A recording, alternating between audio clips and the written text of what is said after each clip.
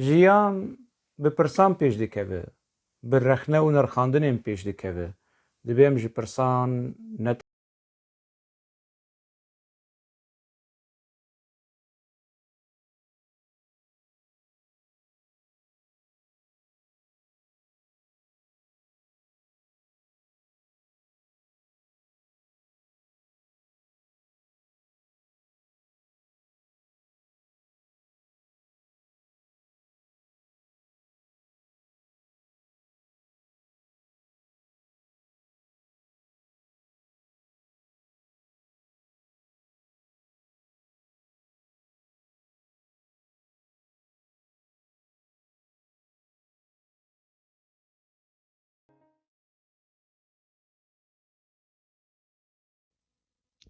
Temaşevanê Xanî TV dema we xweş be, hêvî dikim rewşa baş be.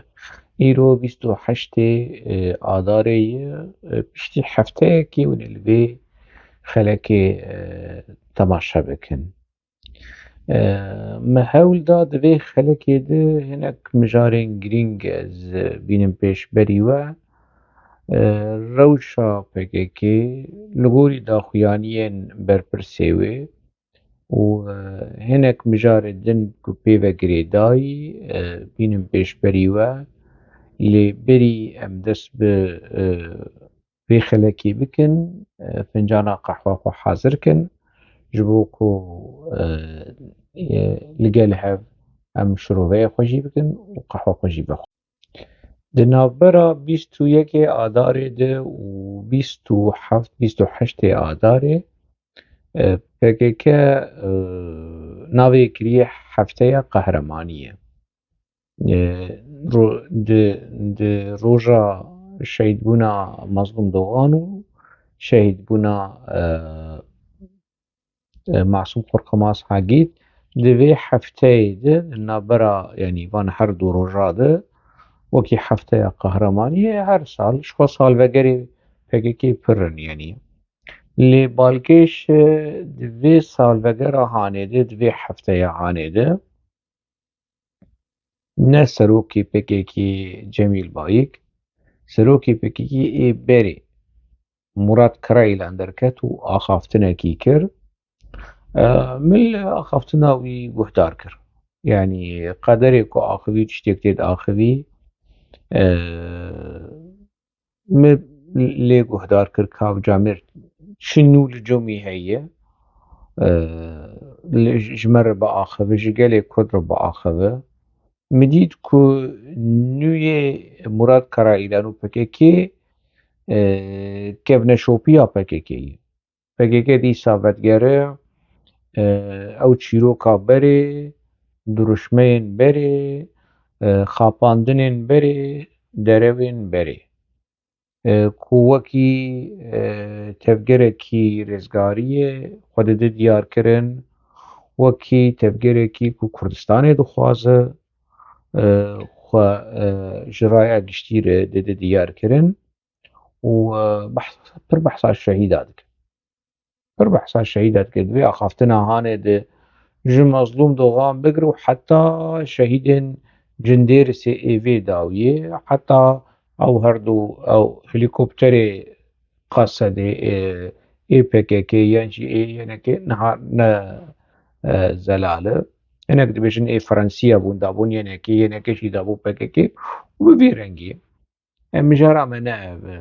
Lê Murad Karayîlan pir behsa şehîda. Dîsa behsa şehîda dike. Ji şehîdên serxwebûn û azadiyê dest pê kir, heta qunaxa şehîdên Komara Demokratîk û Netewaya Demokratîk û wan bi teva kir şehîdê Kurdistaneke azad. Niha di 2023 de Murad Karayîlan dibêje em Kurdistaneke azad dixwazin. Dewletekî azad dixwazin. Xem nakin. Ez ê li ser vê meselehanê vegerim. Lê di destpêkê de ez dixwazim vê meselehanê ji bo raya giştî re min berê jî gotî lê xem nakim em ê dubare bikin. PKK tiştê xwe dubare dike, em ê jî rexneyê xwe dubare bikin. Di çîroka Mazlûm Dogan de xapandinekî mezin يعني چاوا PKK bi dîroka gelê Kurd lîst bi dîroka endamê xwe û damezrînerê xwe jî lîst di çîroka Mazlûm Dogan de kadroyên PKK'yê kevin dizanin yani vê meselahanê tê digihîjin ku girtina Mazlûm Dogan berpirsyarê wê Duran Kalkan bû. Duran Kalkan belgeyên Kongreyê di Hundirê Erebê de û ew gerek me berê jî behsa vê mijarahanê kiriye.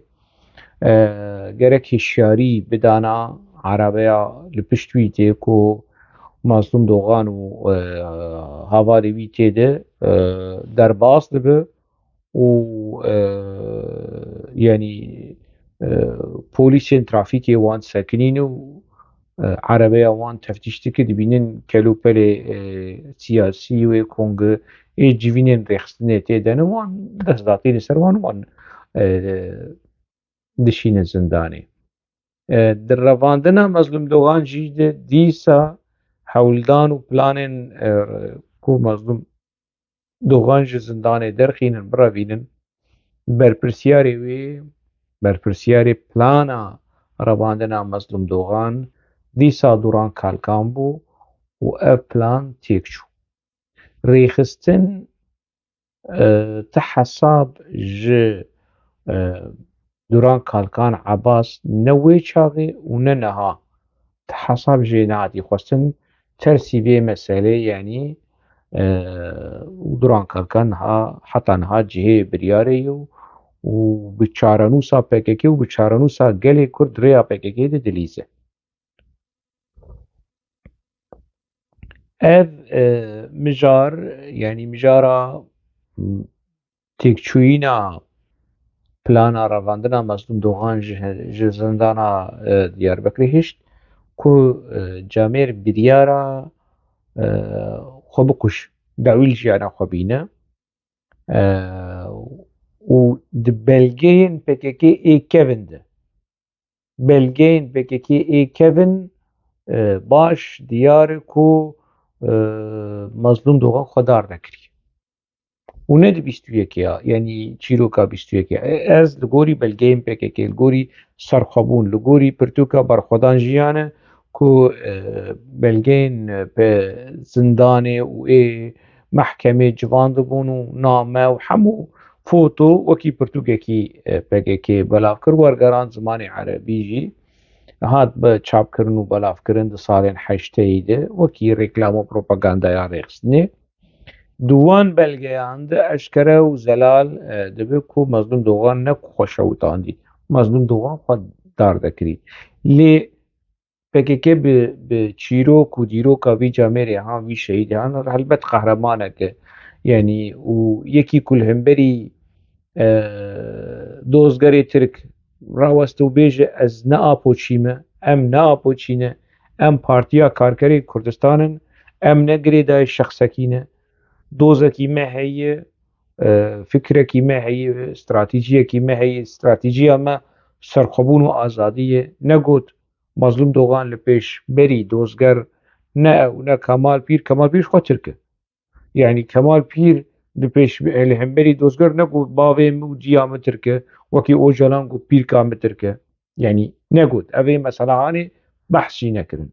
kesekî ji van kesên di Hundirê zindanê de ê di wê qunaxa salên heşteyî heştê yek heştê du behsa van çîrokê han nekirin helbet qehremanê mezin in serokên netewî ev in serokê gelê Kurd ev in Mazlûm Dogan û Kemal Pîr û Xeyrî Dirmiş û hevalên wî ê wê qunaxa di zindanê de ne apo ku hemû hûn dizanin yanî bi çi şêweyî derket pêşberî dozger gelê Kurd tesîra Mazlûm Dogan Xeyrî Dirmiş Kemal Pîr Ferhat Kurtay ciwanên Kurd evana tesîr li ciwanên Kurd kirin ku tevlî PKK bibin ne apo wê çaxê li Şamê bû apo wê çaxê jiyana xwe didî li Şamê kêm zêde ewilî feqîrî bû piştre bû yanî ewilî mirtivî bû piştre bû bolixî yanî danavê wekî qesr û qunax û vîlle û apartement û و خوارن و خوارن و سەیران و فۆتۆی وی چەوالە سووری دیگەر و جیە تۆریستیک و گەڕا خۆش شتێکی مەحروم ناکە ینی و ئاپۆ دیت گەلێ کورد بکی تەسیر بوو باندۆرا کی لە گەلێ کورد و جوانێن کووردا بوو باندۆرا وان شەهیدێن هان ئەوانە سەرۆکی گەلێ کوردن نە ئاپۆ ئەوانە ڕێبەری گەلێ کوردن نە ئاپۆ لێ حتا ڕۆژە ئیرۆ پێکەکە و بەرپرسێن پێکەکەی بدیرۆکە مەزلوم دۆغان دلیزی و کەسێ کو بوو سەبەبێ گرتنا مەزلوم دۆغان و کەسێ کو بوو سەبەبێ کو مەزلوم دۆغان بریارە خۆ کوشتنێ بستین و خۆدار دەبکە نە خیانەتە شاهین دۆنمەز و یلدەر مەرکیت لە هەمبەری خیانەتێ بەرخۆدان مەزلوم دۆغان کرد لێ ئەو لە گۆری مە بریارە مەزلوم دۆغان کو داوی لە ژیانە خۆ بینەوەکەی پرۆتست لە هەمبەری ڕێخستنێ و لە هەمبەری ئاپۆ ئانە مەزلوم دۆغان لە دەرڤای زندانێ بانە وێ حالێ ئاپۆ ببینە و کو دچ ڕەوشێ دەیە کو ئاو دچ حالی دەبوون لە هەمبەری دەولەتە ترک لە هەمبەری جونتەیە فاشست لە هەمبەری ئیشکەنجە لە هەمبەری زلم و زۆرداریە لە هەندێ زندانێت و ئاپۆ دچ حالی دەیە ئەv مژارە هانێ من ینی ئەزێ هەرتم بێژم ئەزێ هەرتم ببیر بینم ji ber ku yanî mijarekî hêjayê ku mere tim bi bîra PKK û gelê Kurd bîne û her du jî ji eynî rêxistinê ne yanî Mazlûm Dogan û Apo ji eynî rêxistinê ne dêmek heta roja îro ev çîroka hefteya qehremanîya ji PKK tê xwestin eger bixwaze li ser şopa şehîda bime ji wekî Murad Qaraîlan da axaftina xwe digot kesê ku bûyî sebebê girtina Mazlûm Dogan mehkeme bike kesê ku plana revandina Mazlûm Dogan têk çû wî mehkeme bike ew jî kî ew jî Duran Kalkan e yanî di pir rehet Mazlûm Dogan yanî derket wî derxistin dervayê zindanê û li derve ha li dervayê zindanê ji ber ku Ebaz Duran Kalkan amadekariyên wî ne li ciyê ku Mazlûm Dogan nelwir bû ji bo ku wî birevîne ji bo planê pêk bîne dîsa Mazlûm Dogan hat girtin û wî vegerandin zindanê eger PKK û Murad Qaraîlan bi rastî li ser şopa Mazlûm Dogan dimeşe dibe li gorî ew dibe kesê ku bûye sebebê girtina Mazlûm Dogan wî mehkeme bike kesê ku bûye sebebê ku Mazlûm Dogan dîsa vegere zindanê wî mehkeme yanî Duran Kalkan dibe du cara were mehkeme kirin çi dibe qey wekî tiştekî di navbera Ebaz û yanî û Mazlûm Dogan di kongreya damezrandinê de komîteya ragihandinê ji kî pê dihat ji Mazlûm Dogan wekî berpirsiyar û bi temenê xwe biçûk ji Ebaz jî biçûktir e û ji Kesîre Yıldırım jî biçûktir bû û ê alîkarê Mazlûm Dogan di komîta ragihandinê de kongreya damezrandinê Aya Kemîn alîkarê wî Duran Kalkan bû û Kesîre Yıldırım bû û berpirsê komîtê Mazlûm Dogan bû dema ku berpirsiyarî parve dikin Mazlûm Dogan vê berpirsiyariya hanê dispêrin wî ev yek hefteya qehremaniyê behs dike birêz Murad Qaraîlan xem nake bi rastî yanî Mazlûm Dogan qehremanekî mezin serokekî mezin şoreşgerekî mezin lê ê duemîn jî Masûm Xurxemaz Masûm Xurxemaz di pirtûkên PKK de di erşîfa PKK de di daxuyaniya de kadroyên kevinê ku berê di nava PKK de bûn wê ku dev ji PKK jî berdane wê heta niha di nava PKK jî de ne baş dizanin ku Masûm Xurxemaz fîşek ji dawî dilê leketî û heta roja îro ne yanî ew qaşo PKK lêkolîn çêkir ji bo vê mesela hanê û ev lêkolînê hanê طاريما يعني تشوا في شك اف في شكا كيبو يعني نافا بكيكيده في شكل معصوم قرقماس بكذا جداويده نجي بيشيده أريكة كمينة جروباوي كت كمينة لمعصوم قرقماس في شكا بكيكي هاتي كشتن جيانا خوش دستاي نبي في شكا دولة ترك نبي في شكا دولة ترك حتى روجا إيروجي أب مسألة وكريه و برپرسیاری یانجی کجری معصوم قرخماز یکو دناوا پککی دبو نه حساب دید نه جزا دید و اف مسئله قلوما و کریما نه دیار دناوا مدیا پککی ده کو ستران و گوتن و هلبست و قاشو معصوم قرخماز في شكا دولة ترك هاتي كشتن ليه مثلا نولوية معصوم قرخماز في شكا بكي هاتي كشتن وأب مثلا يعني ناكو أز دبيجم آبوجي دبيجم جبركوني كار إنكار بك أدبيات بكي وأرشيفا بكي شيد بيشن جبركوني كار إنكار بكن فمسألة أشكربو مسألة أشكربو يعني دماكو معصوم قرقماس تي جيانا خوش دست تي كشتن دولة ترك تي يجبينن يعني كافي شك شو كيدري ليك هتي يعني ولي كوليجي تشي دبن لي كوليجي تشي دبن و أب مثلا عسكري ينكو أشتكي جم خود بيجم هردو أبي حفتة يا قهرمانية وجدا مزرينرين بكيكينه وكادروين بيشنجين بكيكينه وسروكي قلي كردن وشهيدي قلي كردن وقهرماني قلي كردن وقلي كرد بوان سر بلنده وقلي كرد ويل سر دوزا وان بمشى نمورت قرائيلان قلي كرد وجوانين كرد ودوزا سرخبون آزادية بشتي 100 سال به بشتي 200 سال به بشتي 400 سالي بجي لويدي سال سر في خطاهاني وي بردوام بك نه مراد قرائيلان وآبو كنت فينغا سرخبون آزادية كل ملي معصوم قرقماس بون نها کرن تفنگا کمارا دموکراتیک و نتویا دموکراتیک اوی گلی کرد روجوی بی ویوان دفتری هان وبن و حساب جا آپوجی و شدوران کلکن و جمیل بایوک و مراد قرائیلان وار خستن اریل پاشماسی رودنه و خطابات بیجو و بانگا دکه لیو دیروک تجاری بمجارهانه جبیرنک ام بچن مجارادن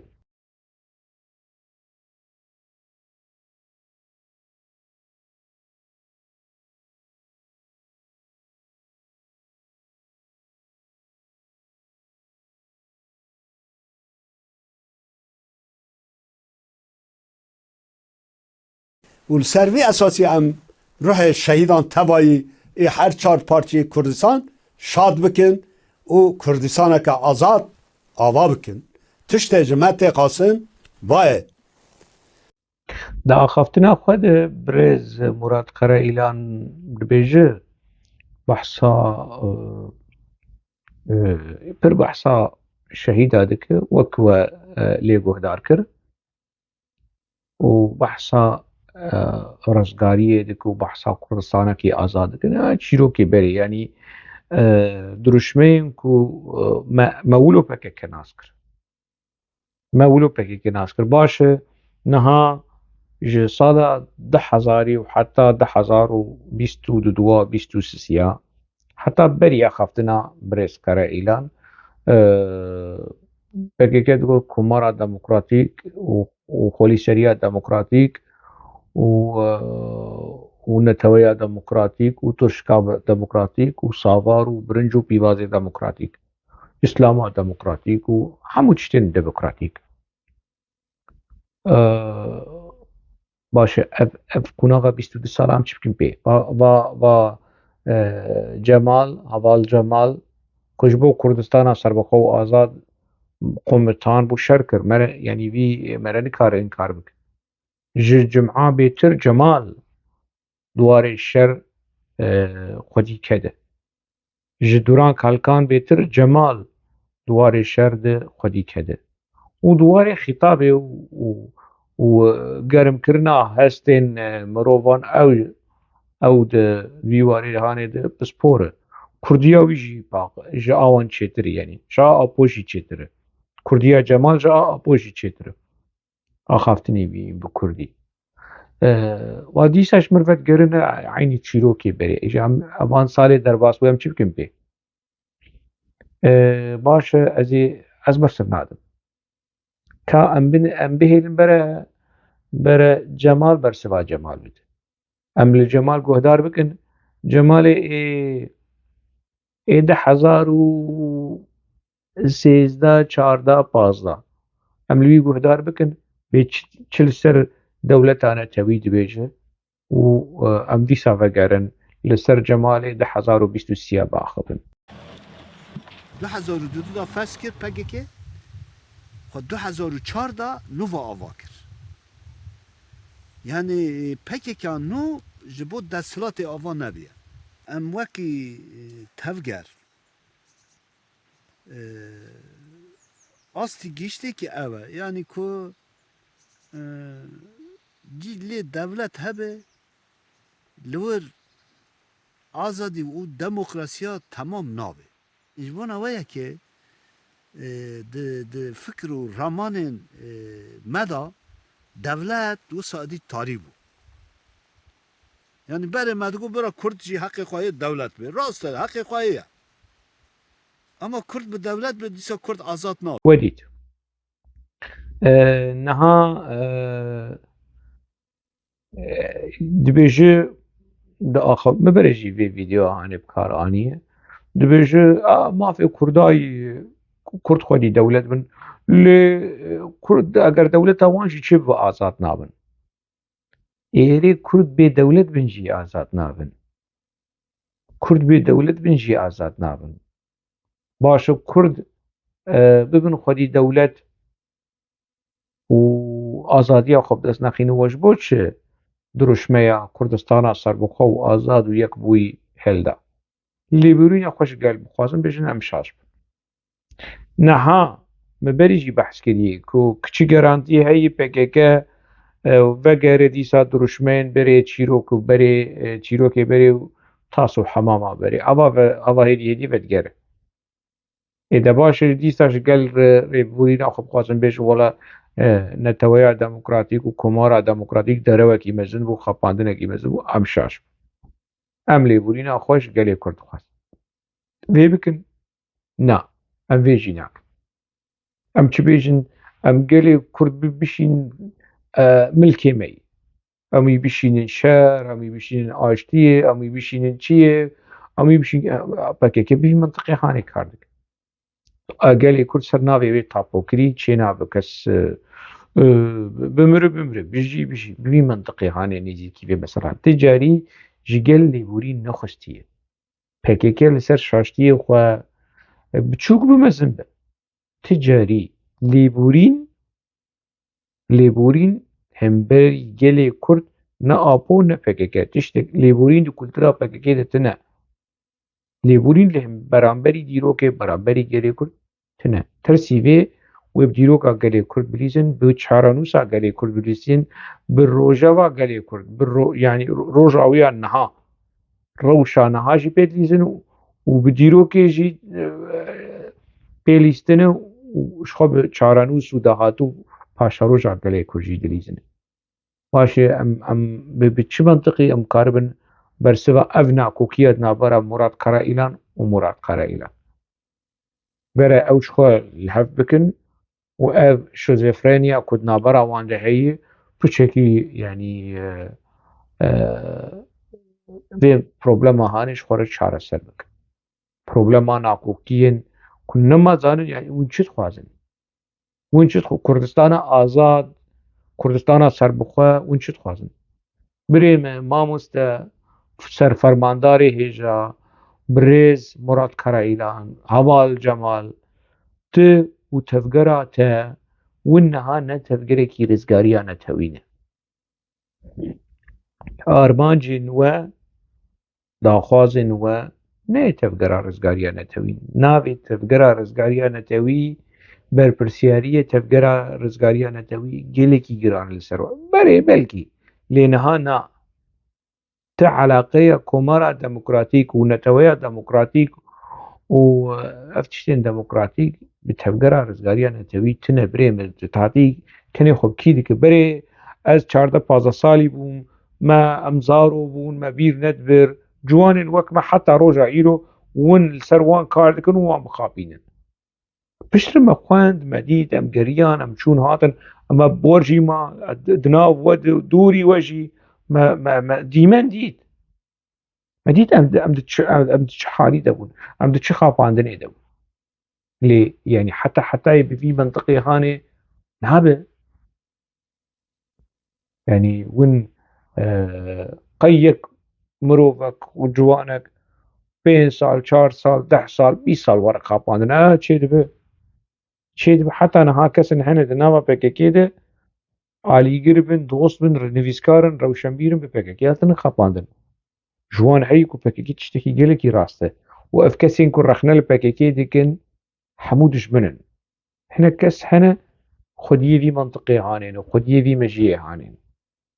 قبلها يعني برولو يعني خمناك ده في تشيروكا كردستان سربخو آزاد قالوا حقي كرداي نحقي كرداي بكيكي دخوازه بكيكي نما دخوازه خير إيلان ده بجد فكري وان ده دولة ده تاريبية آرمانجا سرخوبون تاريبية و دخوازن دجيانا كرداجي ده تاريبي كن نها دما ودگرن دروشميا كردستان كا آزاد و رزگاريه و نظارم چه و داگرکر و افچيرو بميرو که هانه همو جبو خافاندنن جبو هلبجارتنا وديد بچو قيسة شر آلا كردستاني دكن شر آلا كردستاني دكن كو آلا پدكيه لف دمديا پککی ده بافل طالبانی شی درد که آلا پدکی لپا آلا کردستانی نه پدکی آلا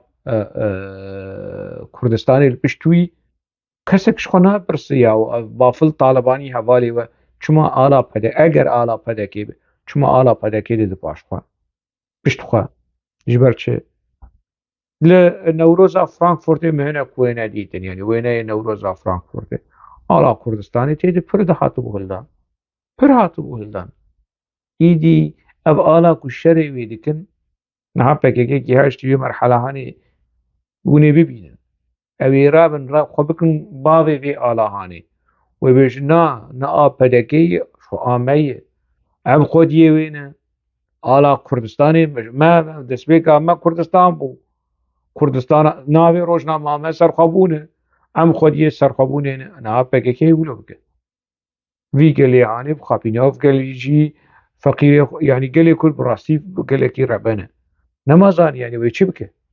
وبكدهر جبر بحكيكي وبكد برغه دفرك يدن هبانا جغرافيا كدن هبانا قي قال يكون داي بتشونا قال يكون بحكيكي خلاص نابه ندندري ولاد نلدربي ولاد و شيروك وخاباندنين مديا بحكيكي ومراد قرا يعني ور درك هذا وباخذ ونزانم شو وبانقابك كاب سكن عندك نبانقات كهلا ام بنرن بشتي في اخافتنا دريج بانقا مراد قرا اعلان سرکشی سرفرمانداری يعني PKK ka bang li kîtik em li banga wî guhdar bikin. û banga min ji bo tevayî ciwanan bi şopdarê qehremanan bin, cî warê hûn lê beşdarî têkoşînê bibin, pêşengtiya serhildanan bikişînin û beşdarî nav refê gerîla bibin. Beşdarbûna nav refê gerîla di sekna welatparêzê da, milîtanê da, lûtkaya herî hêjay û birûmet e. Em bawer dikin ku ev ciwanê wisa di Newrozê da bi kelecaneke mezin duruşme bang dikirin, ew ne hemî ciwanên Kurdistanê hêjan e, di wan da cewher heye او دکانن براستی هر شوازی رول بلیزن او دکانن هجایی که تشتن پیروز پک بینن بیرو باره ما جوانان وای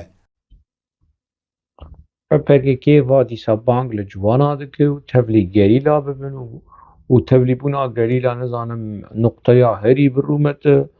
و باشته خوشبو آشتی خوشبو سیاست حاضر دک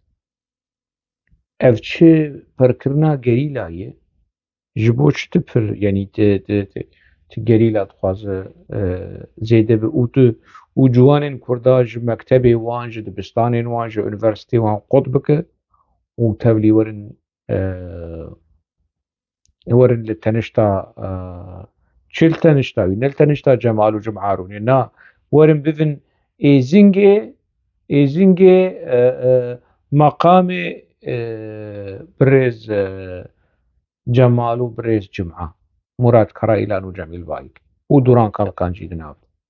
جوانين كرد نربنا نقنهن يعني شعبي وبار نابه يعني جوانين كرد مالا خبن لكاري خبن لدبستاني خبن ورن تبلي PKK ببن وراهجن تشكو سلاحي كومارا ديمقراطيك ونتويا ديمقراطيك كومارا ديمقراطيك ونتويا ديمقراطيك هو بيروز به أبا و حسن جمال كرد ما با كروي ناس كن بس كرد ما بن خطي قامش وناس ناكن حسن جمال كيه دزانن باهوز اردال و اوین دناوا PKK و زاخو يوسف و فوزا يوسف وانا حمو حسن جمال ناز دكن لي خلقي مين نورمال قالي مين نورمال حتى روشنبيلي مين روجافايا تبيجي حسن جمال كيوي ناز ناكن تج احمد حسيني بيجي كا حسن جمال كيوي ناز نك تج حليم ور بيجي حسن جمال كيوي حسن جمال كيوي قيش عبودية نش عمودية يعني ناز ناكن حسن جمال لكورينر و نویسکارێکی ترکه سەرنویسەری ڕۆژنامەیە حریەت ئاگرێدای دەوڵەتێ ئاگرێدای کەمالیستە ئاگرێدای چ بێژم يعني دەوڵەتا کوور ئادەوڵەتە ترک ئەرێ لێکورینەر دخوازە مەسەلا کورد چارەسەر ببە ئاشتیانە و فلان فلان نزەمش حەسەن جەمال نەڤیە جەمال پاشایی جەمال پاشا hûn zanin kî ye di çîroka Rojhilata Navîn de di komkujî û jînosaydê li hemberî Ereba li hemberî Ermena ji xwe Cemal Paşa hat kuştin kî kuş çi bigerin çîroka Cemal Paşa kî hûn ê nas kirin ev yan neviyê wî ye ez nabêjim werin Hesen Cemal bi agrê Cemal Paşa bikujin lê edim qey di nava Kurda de û di nava Tirkan jî de mere bigerim mêrê kesê baştir ji Hesen Cemal mere bibîne ji bo ku bibe namzetê HDP ji bo ku bibe yani ê komara demokratîk û neteweya demokratîk ew HDP diçe bang yani Hesen Cemal nevisandibû ku Pervîn Boldan jî xwestî ne ew xwestî Pervîn Boldan çîş Hesen Cemal xwestî were me te bikin namzetê HDP ji bo xwe bijartine wey serxêrê wey midî û li neviyê Enwer Paşa jî bigerin li neviyê Enwer Paşa jî bigerin wî bikir namzetê HDP û ê Talat Paşa jî û eger neviyekî Atatürk li hebe bidizî bigerin wê Kazım Karabekir û ê nizanim ew Tuncelî ê ku navê generalê ku komkujiyê li Tuncelî çêkirî ku navê wî li Tuncelî kirin navê Dêrsimê rahil kirin dewleta Tirk a Kemalîst û navê wî generalê hene nizanim navê çi lê ev navê Tuncelî herin li neviyê generalê Tirka êkî Şex Seîd kuştî êk Seîd Riza kuştî herin neviyê wan bigerin wan bikin namzetên HDP wê xwelî li serê webe yani nikarim ez nabêjim wê dîrok tif we bike wê hezar carî xwelî li serê webe gelê me yê Rojavayê Kurdistanê Başûrê Kurdistanê a PKK ev e PKK diçe kîjan kujerên dibe em neteweya demokratîk dixwazin ku çi neteweya demokratîk dixwaze diçe Hesen Cemal lêborîn ji gelê Ereb û Ermen xwestî derbarê yani جینۆسەیدێک و کالی وی لە هەمبەری وان کردیە هەڵا ئەحمەد تورک لێبورین خۆست ئەحمەد تورک ماڵاوی ئاوا کالی وی دناوا نزانم ئەو تابورن وان لەشکری حەمیدی دەبوو و دو کۆمکوژیان لە هەمبەری ئەرمانا پێکانی کالکێ ئەحمەد تورک تێدە جیت کرد ڕاست نەڕاست جامێر بە ئەخلاق بە ئەدەب بە درستی بە دۆستانی لێبورین خست حەسەن جەمال لێبورین خستیە سەر کۆمکوژیان کالکیوی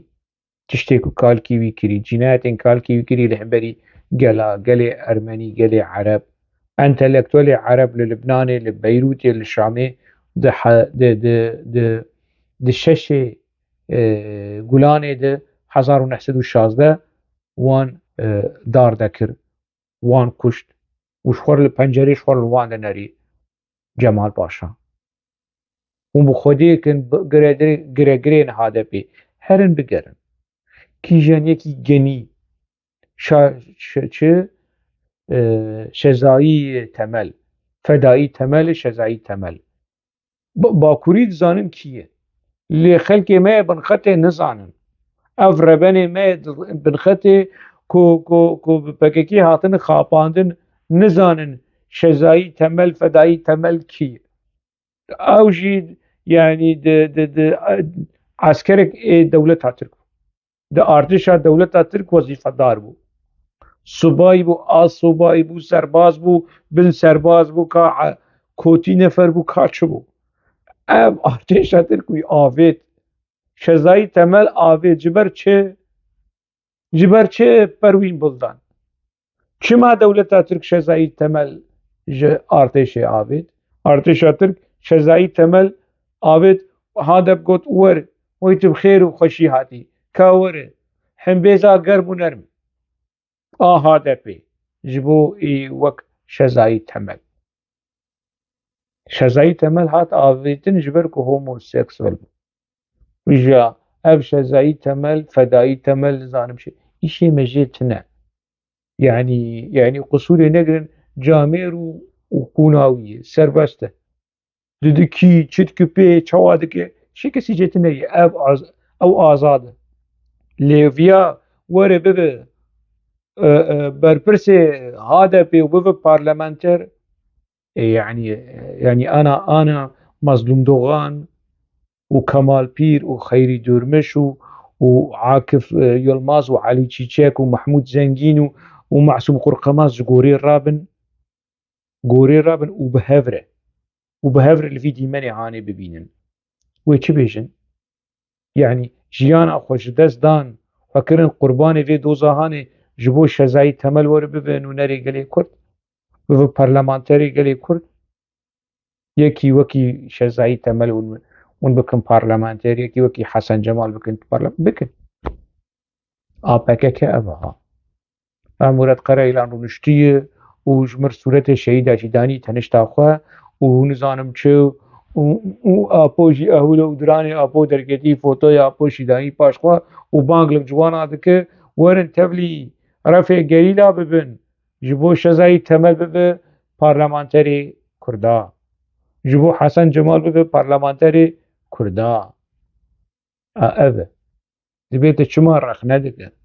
ji bo Xwedê werin vê mesela de werin yani ez çi bêjim çawa qedera gelê Kurd bi îrada gelê Kurd û çarenûsa gelê Kurd dilîzin û vî şêweyê hanê û hîna hinekane jî te li çepkat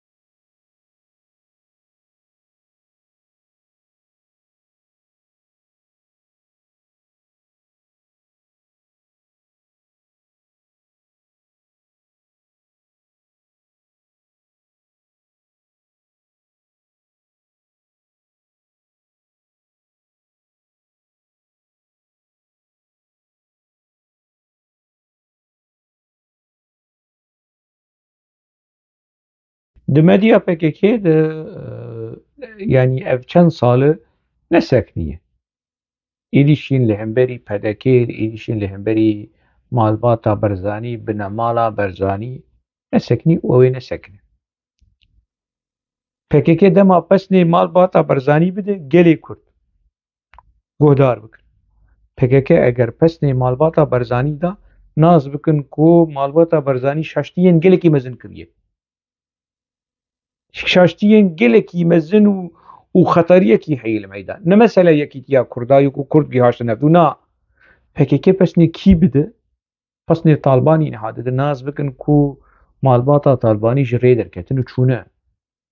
PKK eger pesnê Mesûd Barzanî pesnê PDK da demekî PDK û Mesûd Barzanî ji rê derketin. Ev ê ya ez dibêjim. Ez dibêjim PKK pesnê kî bide naz bikin ku ev kesê han ji rê derketî. Xem nake. Ji ev êrîşên ehmeq, ev êrîşên bi kirtî, ev êrîşên bi nezanî hûn êrîşî dikin biçekî bi eqil bi êrîşî bikin. Dime ew li ana fêdît. Yani dema ku êrîşekî yan jî rexneyekî ji medya Amerîka a kapitalîst a modernîte li hemberî PDK ya li hemberî rêveberiya hikûmeta Herêma Kurdistanê werî kirin dibi belge. Wê çaxê dibi belge. Çê nabe ev Amerîkayê û azadiya ramanê û azadiya çapemeniyê. Lê wexta aynî medya, aynî kovar werin rexne li PKK bikin na ev komployê û ev şerê taybet û ev CIA û Gladioyê û MİT û nizam çi û kerafî. A wê çaxê dibe yani bi vî mintiqê hanê. Eger rexne li PKK bike serçava bravo. Eger rexne li PKK bike wê nizanim çi. A bi vî ev cot standardê PKK û aqilmendê PKK û şîrovekar û şîrovekerê PKK. Ku çawa mesela bi dirûtî didin berhevdû. Aynî çîrok wextê ku medya Tirka rexne li PKK bike, êrîşî PKK û Barzanî bike, wallah medya Tirka êrîşî Barzanî kiriye û ev belge ye. Ev medya hanê werin rexne û êrîşî PKK û hate pê bike şerê taybet e. Ev dirûtiya hanê, ev nîfaqa hanê bêsînor di nava medya PKK de heye. Îja yani çi dibêjin? Dibêjin wallah malbata Barzanî li hemberî destkeftên Kurda. Çi kirî Barzanî çi kiriye? Barzanî referanduma ji bo serxwebûnê tê serhişkî kir û berdewam kir û hemû kes ji Barzanî gotin na û axwe kir û va Kurdistanê xistî vê rewşa metirsiyê. Kuro metirsiyê çi? Metirsiyê çi hey xwerî ser. Ava Kurdistan heye yani têkiliyên wê bi Amerîka li ser asta siyasî, têkiliyên wê bi Fransa, bi Brîtanya, bi Ewropa, bi Yekîtiya Ewropî resmî hemû çerçeveyê qanûnî de. Kêmasî hene şaştî hene gendelî hene binpêkirinê mafiyên mirova hene dewlet heye destkeft heye. Yani ji PDK dixwazin ku hevbendê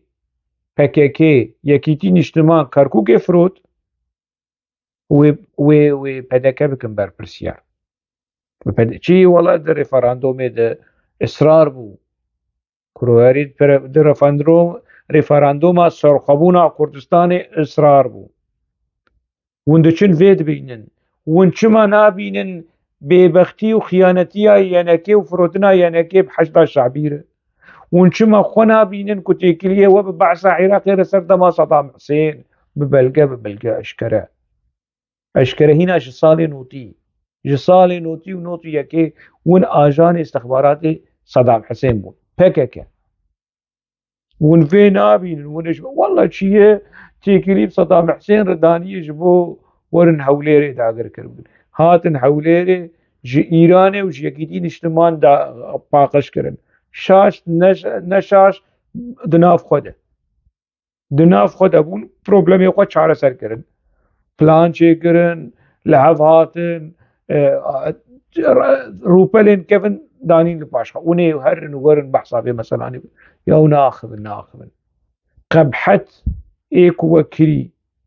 bi rejîma Îranê re bi rejîma Havd Esed re bi rejîma Sedam Hüseyin re bi Mîta Tirka re bi Cî Temê re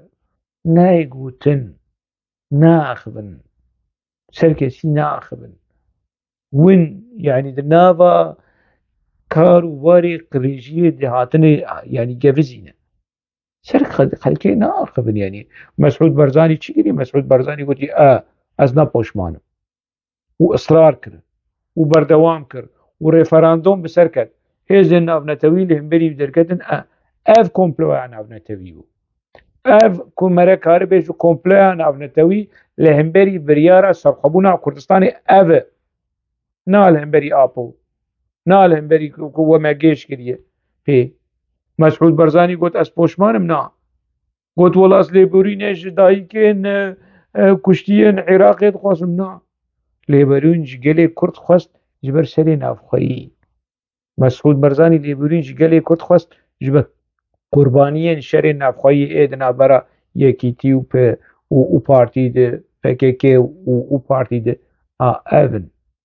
serokên Kurda ê rasteqîne ev in çi qeyse nakokî hebe çi qeyse çêbînî hebe çi qeyse rexne li ser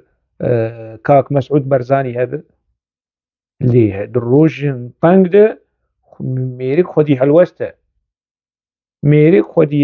camêr xwedî helwestekî kurdewarî bi cesaret ne wek Apoyê we li ber zindanê dayîka min Tirk e û ez dixwazim xizmeta dewleta Tirk bikim naxivin ne wekî PKKya we ku 20 sal ji bo Kurdistana serbixwe û azad û yekbûyî heq xwase şehîd dan piştî wê bêjbûre komara demokratîk û neteweya demokratîk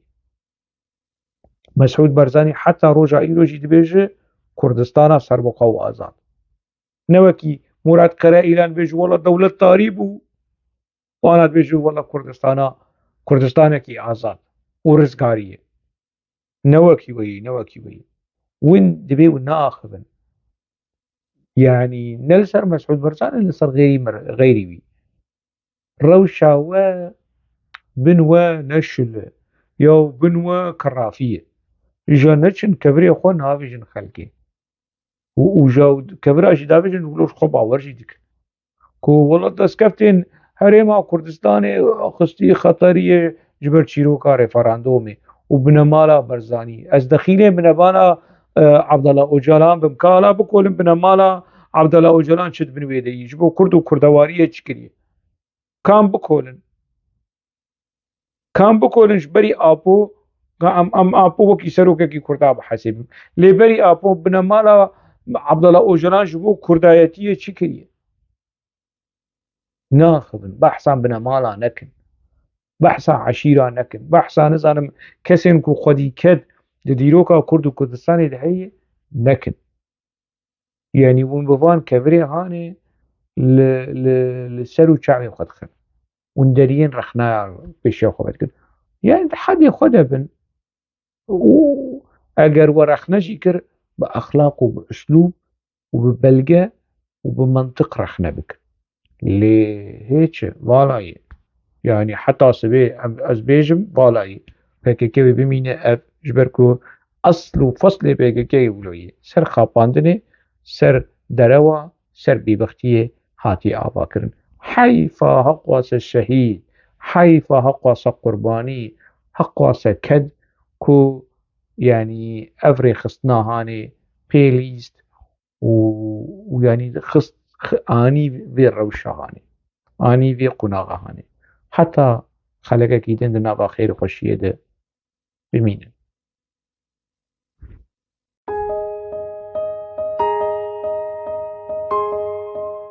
jiyan bi pirsan pêş dikeve bi rexne û nirxandinên pêş dikeve, dibêm ji pirsan netirsin.